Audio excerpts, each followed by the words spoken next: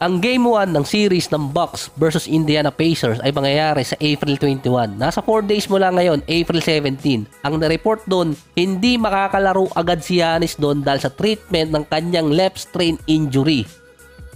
Hindi naging maganda ang katapusan ng regular season ng Milwaukee Bucks. Yung Indiana, tinalo sila sa regular season series 4-1. Meron ding isang player ang nawala sa Pacers, si Benedict Mathurin, dahil sa injury sa balikat. Pero yung kay Giannis, ini-expect pa rin ng Bucks na makakabalik agad siya sa series versus Indiana. Ang isa pang nagiging issue doon ng Milwaukee Bucks, si Damian Lillard ayon sa report, hindi umattend ng practice para sa Milwaukee Bucks dahil sa kanyang personal issue. Di umano wala sa focus si Dame sa paparating na playoffs.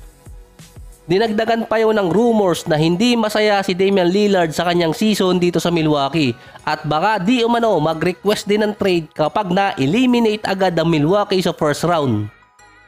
So hindi lang ang Milwaukee ang may problema sa kanilang star player papasok ng postseason, pati ang Clippers at si Kawhi Leonard. So in-announce na si Kawhi ay magiging part ng Team USA para sa paparating na Olympics. So parang katulad lang din to ng 2020 na merong mga nag-commit at sinama sa lineup pero nag-backout din naman after nung NBA playoffs dahil sa injury.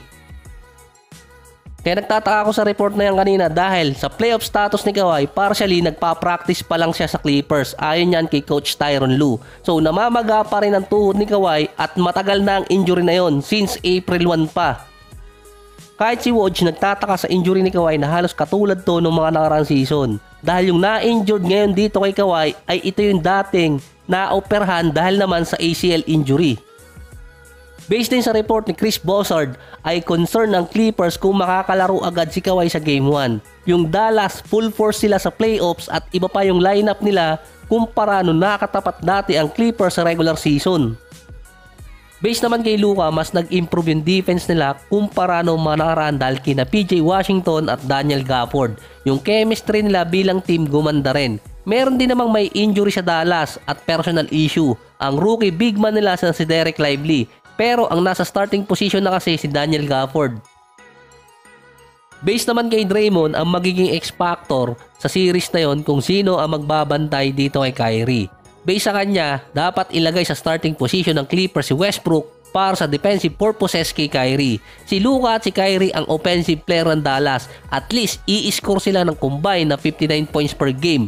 Mas athletic si Westbrook at si Kawhi or si PG naman ang magbabantay kay Luka. Lalo na hindi pa sigurado kung makakalaro agad si Kawhi.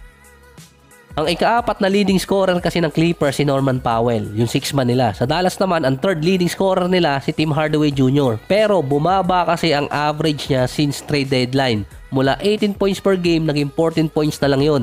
Si Luka at si Kyrie may combined din na 7 out of 17 sa 3-point area. Kumpara sa Clippers na kapag nawala si Kawhi ay 5 out of 13 mula yun kay PG at Harden.